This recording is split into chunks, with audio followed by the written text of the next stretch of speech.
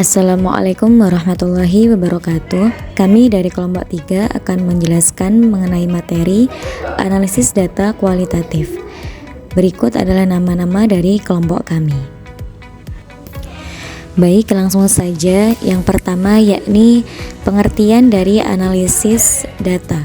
Analisis data kualitatif adalah proses untuk menginterpretasi, memahami, dan menarik kesimpulan dari data non-numerik seperti teks wawancara, catatan observasi, atau dokumentasi.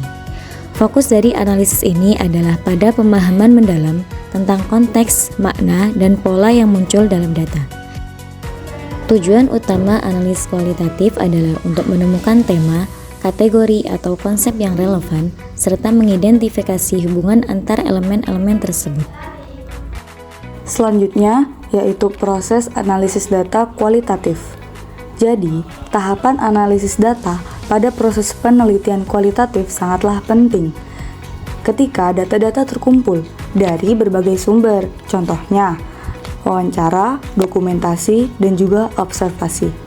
Analisis data dimaknai pula sebagai tahapan utama data, mengorganisasi ke dalam suatu pola, kategori, dan uraian. Adapun beberapa proses analisis data menurut Moleong meliputi, yaitu pertama ada menentukan tema dan merumuskan hipotesis. Kedua, menganalisis berdasarkan hipotesis. Jadi tahapan pertama yaitu menentukan tema dan merumuskan hipotesis. Sejak peneliti terjun ke lapangan, data sudah dianalisis dan peneliti menemukan tema dan hipotesis. Adapun langkah untuk menentukan hipotesis seperti yang pertama membaca tataan lapangan dengan teliti, kemudian memberi kode pada judul tertentu, kemudian menyusun berdasarkan tipologi, dan membaca literatur kepustakaan yang relevan dengan penelitian. Selanjutnya, setelah menemukan tema dan merumuskan hipotesis, yaitu ada langkah kedua, yaitu menganalisis berdasarkan hipotesis, mencari dan menyusun hipotesis yang ada dengan didukung oleh data yang benar. Jika hipotesis yang ada disusun dengan data yang benar, maka langkah selanjutnya adalah melakukan pengkodean.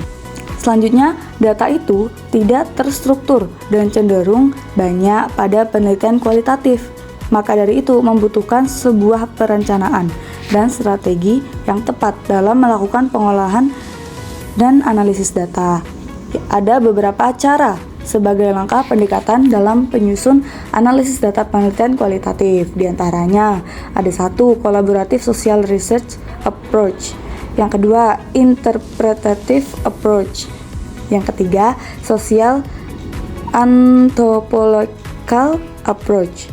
Nah, yang pertama yaitu pendekatan Collaborative Social Research Approach. Pendekatan ini menekankan terjadinya perubahan aktivitas yang dibentuk oleh partisipasi subjek yang dilihat oleh peneliti sebagai stakeholder.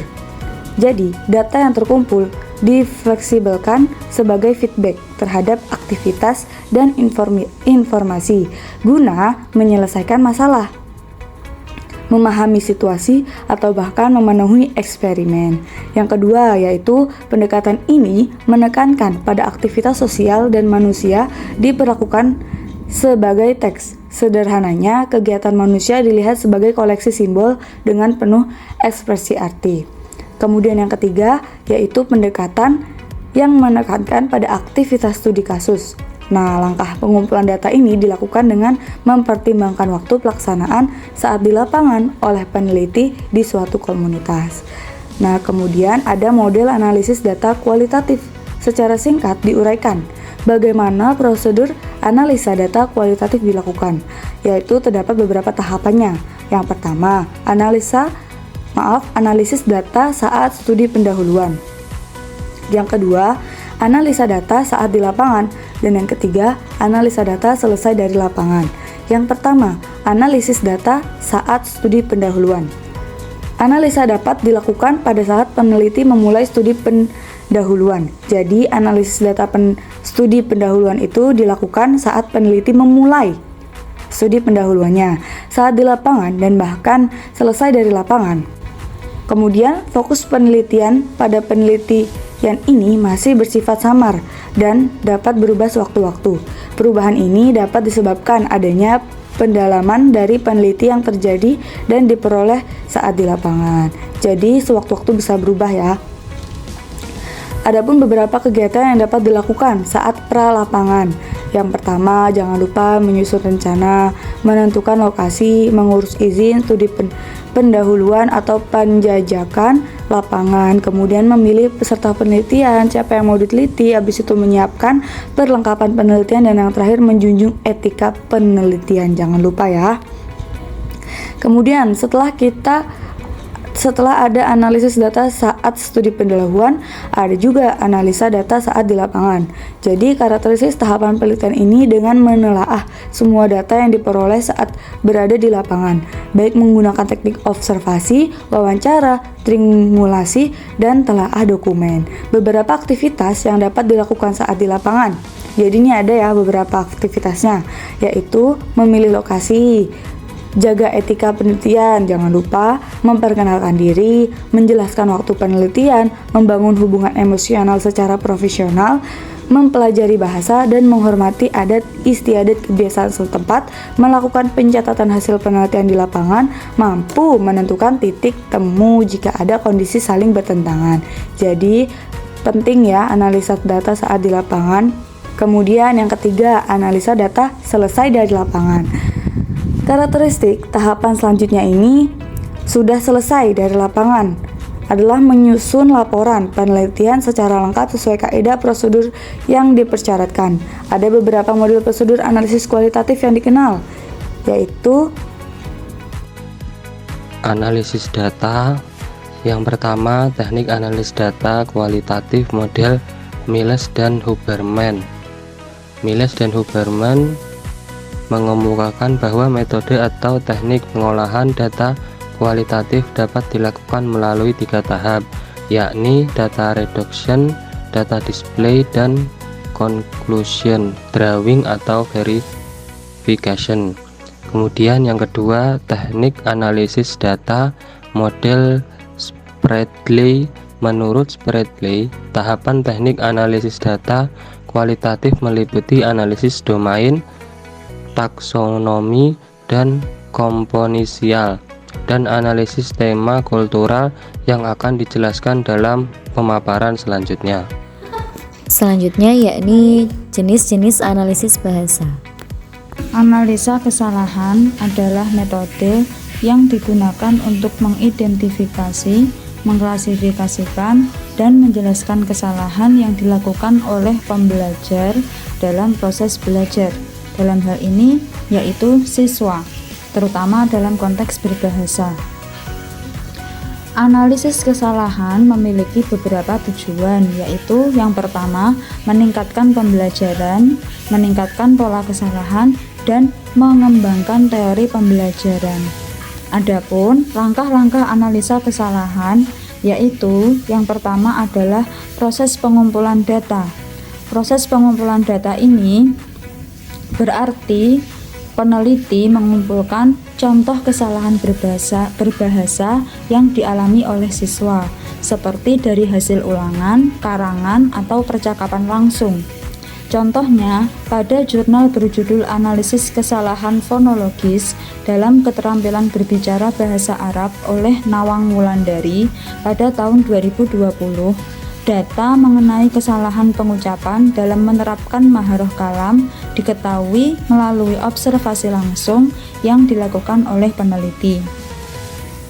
Langkah yang kedua yaitu mengidentifikasi kesalahan. Pada langkah ini, kesalahan yang dialami oleh siswa dikualifikasikan menjadi beberapa kategori tertentu,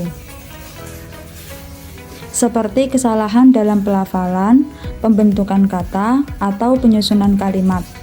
Adapun kesalahan yang diidentifikasi dalam jurnal yang telah disebutkan di atas merupakan kesalahan mahasiswa dalam melafalkan beberapa huruf hijaiyah, seperti huruf alif menjadi ain atau sebaliknya, huruf hamzah menjadi kaf atau sebaliknya, huruf kaf menjadi qaf atau sebaliknya, huruf ha menjadi ha atau sebaliknya, huruf sin menjadi shin atau sebaliknya, huruf shod menjadi sin atau sebaliknya. Langkah yang ketiga yaitu klasifikasi kesalahan. Dalam langkah ini, maka peneliti mengelompokkan kesalahan berdasarkan penyebab dan jenisnya. Kemudian, langkah dari analisis kesalahan keempat adalah penjelasan daripada kesalahan tersebut. Dalam langkah ini disediakan penjelasan tentang letak dan penyebab kesalahan serta memberikan contoh yang benar. Penyebab kesalahan fonologi dalam keterampilan berbicara bahasa Arab atau maharah kalam di kalangan mahasiswa. Intensifikasi bahasa Arab mencakup 1. Bunyi yang tidak ada dalam bahasa Indonesia. Mahasiswa kesulitan melafalkan bunyi-bunyi tertentu dalam bahasa Arab yang tidak ada dalam bahasa Indonesia, seperti huruf fa dan dha. Yang kedua, keterbatasan kosakata. Lingkungan yang kurang mendukung dan minimnya motivasi untuk menghafal mufradat membuat mahasiswa sulit memproduksi ujaran dengan benar. Yang ketiga, karena pengaruh bahasa ibu. Yang keempat, belum terbiasa melafalkan huruf hijaiyah. Dan yang kelima, pengajaran yang kurang sempurna sehingga berpengaruh terhadap perkembangan keterampilan berbicara. Langkah yang terakhir dari analisis kesalahan adalah mengoreksi kesalahan. Memperbaiki kesalahan yang ditemukan dengan memberikan umpan balik kepada siswa dan menyusun bahan ajar yang tepat untuk mencegah kesalahan serupa di masa depan. Dalam penelitian ini ditemukan kesalahan fonologis dalam pembelajaran keterampilan berbicara bahasa Arab, termasuk kesalahan penggantian, penambahan, dan penghilangan. Analisis kontrastif adalah analisis dua bahasa yang berkaitan dengan linguistik sebagai pengajaran dan terjemahan bahasa. Analisis ini menjelaskan tentang perbedaan struktural kedua bahasa. Selanjutnya, perbedaan elemen dianalisis untuk mengetahui penyebab kesalahan bahasa. Secara teori mengatakan bahwa analisis kontrastif adalah kesulitan dalam fonologi dan struktural. Adapun langkah-langkah metode analisis kontrastif tersirat atau dibayangkan dalam definisi kontrastif berikutnya. Langkah-langkah analisis kontrastif. Yang pertama, pemilihan bahasa yang akan dianalisis. Tentukan bahasa yang ingin dibandingkan, misalnya bahasa Indonesia dan bahasa Inggris. Kemudian yang kedua, identifikasi aspek yang akan dianalisis. Pilih aspek bahasa yang ingin dianalisis seperti tata bahasa, kosakata, pengucapan, atau penggunaan ungkapan. Kemudian yang ketiga, pengumpulan data. Kumpulkan contoh kalimat atau frasa dari kedua bahasa, misalnya bahasa Indonesianya saya suka belajar. Kemudian bahasa Inggrisnya I like studying. Kemudian keempat, perbandingan struktur kalimat dari kedua bahasa. Dalam bahasa Indonesia, subjek muncul di depan diikuti oleh predikat dan objek. Dalam bahasa Inggris, susunan kalimat umumnya sama tetapi ada perbedaan dalam bentuk kata kerja. Kelima, identifikasi perbedaan dan persamaan. Catat perbedaan dan persamaan yang ada. Misalnya, perbedaan dalam bahasa Indonesia tidak ada bentuk waktu yang berbeda untuk kata kerja.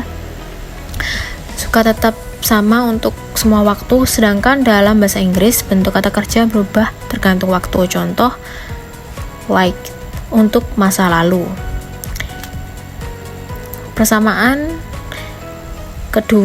keduanya memiliki struktur subjek, predikat, objek. Kemudian yang keenam, analisis pengaruh terhadap pembelajaran. Pertimbangkan bagaimana perbedaan ini dapat mempengaruhi pembelajaran bagi penutur bahasa asing. Misalnya, penutur bahasa Indonesia mungkin kesulitan dengan merubah bentuk kata kerja dalam bahasa Inggris. Kemudian 7, simpulan. Buat simpulan dari analisis yang dilakukan, termasuk rekomendasi untuk pengajaran bahasa. Baik, selanjutnya kita akan membahas tentang analisis isi. Menurut Booth dan kawan-kawan, analisis isi pada dasarnya adalah teknik yang sistematis untuk mengurai isi dan mengolah pesan. Analisis isi dapat juga dipandang sebagai alat untuk mengamati dan mengurai tindak komunikasi yang terbuka dari komunikator terpilih. Kemudian ada pun langkah-langkah pada analisis isi, yaitu pertama, penentuan sasaran. Tujuannya adalah untuk mengidentifikasi tujuan penelitian, dan yang kedua yaitu menentukan unit analisis. Tujuannya yaitu untuk mengidentifikasi unit analisis yang akan digunakan. Yang ketiga yaitu menentukan data relevan. Tujuan dari pada ini yaitu adalah untuk memilih data yang relevan dengan tujuan penelitian. Yang keempat yaitu melakukan pengklasifikasian data. Tujuannya adalah untuk mengkategorikan data sesuai dengan kriteria tertentu. Yang kelima ada menggunakan teknik analitis spesifik, yaitu tujuannya adalah untuk melakukan prediksi dan interpretasi atas data yang dikumpulkan. Yang keenam, validasi hasil analisis. Tujuannya adalah untuk menguji validitas hasil analisis dengan referensi teoritis dan empiris. Lalu selanjutnya dapat dilihat contoh-contoh dari beberapa skripsi dan jurnal mengenai analisis data kualitatif. Sekian dari kelompok 3, mohon maaf apabila banyak kekurangan dalam penyampaian materi. Syukran ala ihtimamikum wa syahadatikum. Wassalamualaikum warahmatullahi wabarakatuh.